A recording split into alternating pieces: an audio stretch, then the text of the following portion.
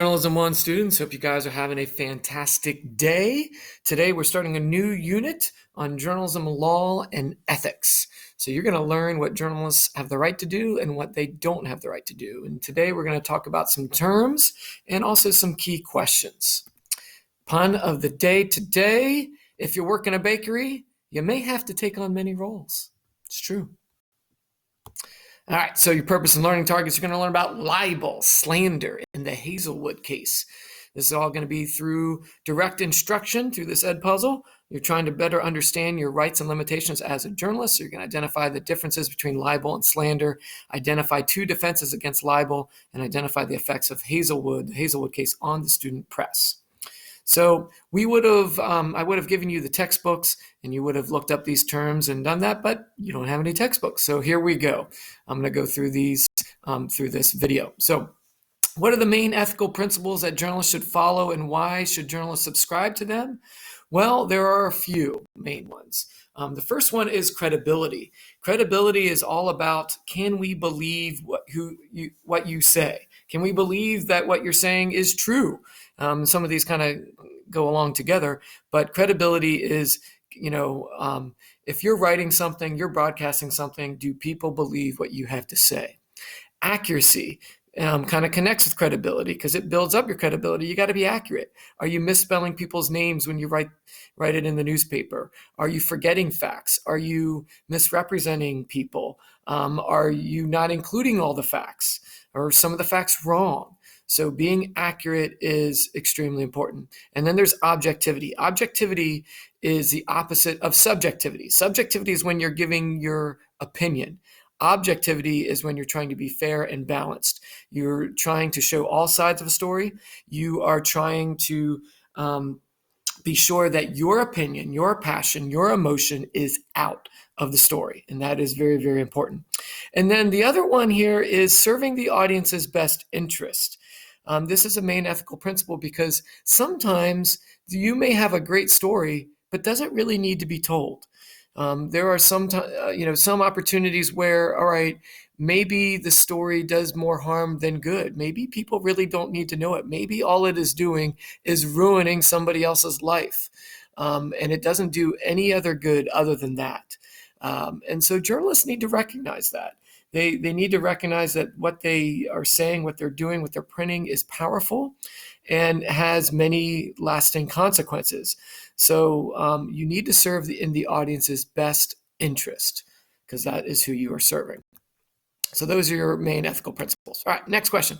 How does slander differ from libel? Well, libel and slander can be used interchangeably. Slander is spoken and libel is printed. And what we're talking about, well, libel is printed defamation. And you look at that word defamation, it looks like defame. It's to take away somebody's reputation. It's like you're taking away their fame, taking away their reputation. And so we'll talk a little bit in greater depth about this, but essentially libel today is a legal term that can be used whether you print it or whether you broadcast it. So if you say something that puts somebody in a bad light, makes them look bad, and it's false and it's malicious, then people can sue you. All right. So if it's spoken, they call it slander.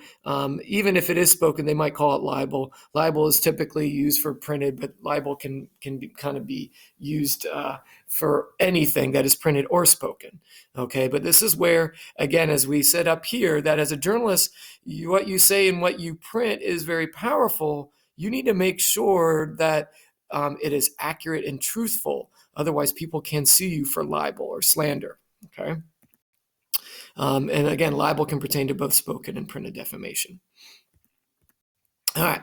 Explain at least two defenses available to journalists against accusations of libel. So libel is probably one of the biggest things that journalists need to protect themselves against. And the number one way to do that is tell the truth. Okay. It doesn't matter how bad it is. If what you are saying is true, you can prove it beyond a reasonable doubt, then you will not need to worry about being sued in that regard. If they try to sue you, it should be thrown out if what you can prove is true. What you have is true. Okay, so that's the number one defense against libel or slander is tell the truth. Then we have something called a privileged statement. And a privileged statement is that which anybody is privileged to because it is under the court of law. So if, it's like sworn testimony. So if you're quoting a politician who's on the floor of Congress and he says something mean and nasty about the president, and you're quoting that, and what he said was false, then that is a privileged statement. You are documenting what was said in Congress, which is a public area, and people need to know that. So you don't have to do your fact check. Okay, because that is a privileged statement. Or if it's in the court of law and somebody's giving sworn testimony and it defames somebody, they cannot sue you for libel. Okay, because you are printing or broadcasting what was said.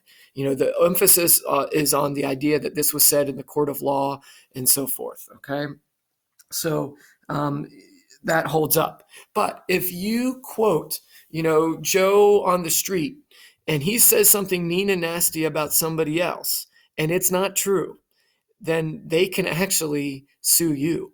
Okay, you have to do your fact checks. So if you're doing interviews and things, and they say something that could be defaming somebody else, you need to make sure that you are very careful to be sure that it is accurate. Otherwise, you should not print it because you are liable, even though the other person said it. You're not saying something bad. It's not your words. But you're quoting somebody else's untruthfulness. Okay. Then we have fair comment and criticism. So this kind of connects with the First Amendment, right, which gives you the freedom of speech, the freedom of press, and so forth, freedom of religion. Fair comment and criticism means that if something's out in public, if a singer publishes a song, if a movie is out in public, you go see the movies, you go see a play. If it's out in public, you have the right to make a comment about it. Okay. You have the right to criticize it, but what you say must be truthful and accurate. That is always the number one thing. If you're saying, well, that movie in the theaters out is a terrible movie because it does this or does that, and what your examples are false, then they could sue you. Okay, so you always need to make sure you're telling the truth. You can give your opinion. Okay, but the examples that you give must be true. Okay, you can't make up things. So those are and then finally, another defense is the admission of error. All right, if you come out and it was made known to you that you printed incorrect facts, or you printed something, you misquoted somebody, or you meant the quote was actually somebody else's words and you found that out later, then you need to admit wrong. If you do that, that shows that you were not being malicious. Malicious meaning that you meant to harm somebody.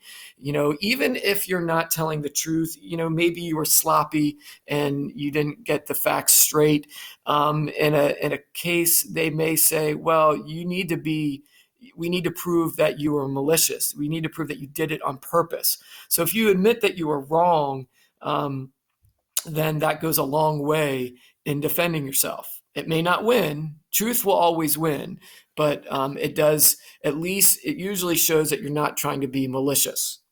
So those are the main ways that if you were ever sued for libel, if you tell the truth, and you've proven it, they can't hold you accountable.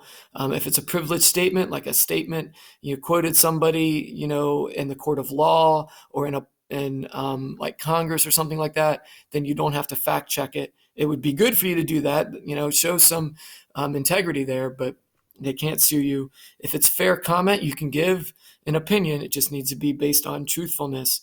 And then, of course, admitting error, hey, my bad. That goes a long way in defending yourself against libel. All right. Now we have the effect of Hazelwood on the student press. So Hazelwood is an interesting case. This, I believe, was in like the 1980s in the Midwest. A student newspaper wanted to publish a couple of stories. One was about a divorce that somebody was going to give. And you know what? I'm going to pause here for a second.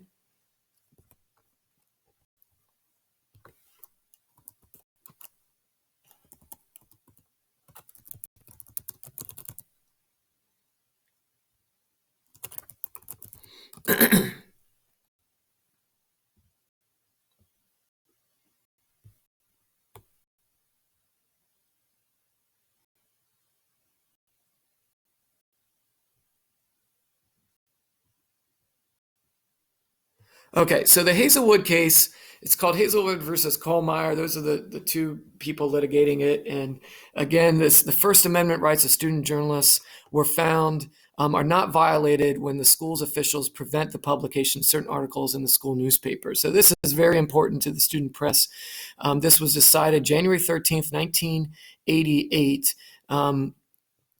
In the Supreme Court. So students in Journalism 2 class at Hazelwood East High School in St. Louis, Missouri, wrote stories about their peers' experiences with teenage pregnancy and the impact of divorce. And so there was a couple of issues here. Basically, the administration said, no, we're not going to allow you to print these. Okay, it says, the principal deleted the pages that contained these stories prior to publication without telling the students. Okay, and that's called prior restraint. And the government has the opportunity to do that at times. And basically, the administration didn't like these two articles. The one dealing with teenage pregnancy, they felt that the audience being mainly students, they felt that maybe the ninth graders in particular were too young to hear about teenage pregnancy, that maybe this was a little bit too mature. And the impact of divorce, they also felt that even though, and even in both of these, because of the sensitive nature of teenage pregnancy and the impact of divorce, they're very sensitive. The articles did not make it obvious who the people in question were. And so they're kind of trying to protect the defamation of those people, even though they gave the interviews and were willing to put them on public record.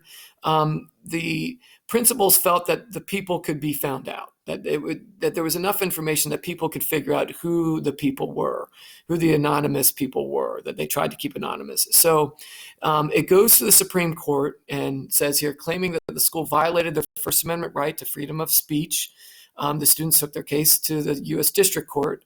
The trial court ruled that the school had the authority to remove the articles that were part of class. Students appealed to the Court of Appeals for the Eighth Circuit, which reversed the lower court, finding the paper was a public forum. We're going to talk about a public forum that extended beyond the walls of the school.